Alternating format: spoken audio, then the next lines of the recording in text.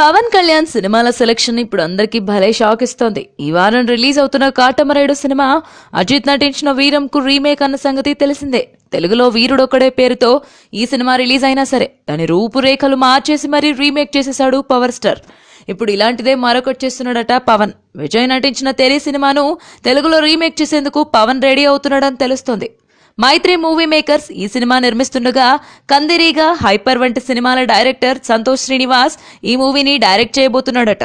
అయితే విజయ్ నటించిన తెరీ ఇక్కడ పోలీస్ అనే పేరుతో గ్రాండ్ గానే రిలీజ్ అయింది. అయినా సరే ఈ సినిమాను రీమేక్ చేసేందుకు ఇక పవన్ నటించడం ఖాయమని, ఇప్పటికే అగ్రిమెంట్ కూడా కంప్లీట్ అయిపోయిందని తెలుస్తోంది. త్వరలో త్రివిక్రమ్ తో సినిమా స్టార్ట్ చేసేందుకు సిద్ధమవుతున్న పవన్ అజిత్ నటించిన వేదాలం చిత్రాన్ని కూడా రీమేక్ చేసేందుకు ఒప్పుకున్న విషయం తెలిసిందే. తమిళ డైరెక్టర్ ఆర్టీ నేసన్ దీన్ని రూపొందించనున్నాడు. అయితే కాటమరాయుడుతో కలిపి పవన్ మొత్తం 4 ప్రాజెక్టులు చేస్తుండగా వీటిలో 3 మాత్రం తమిళ రీమేక్స్ అన్నమాట.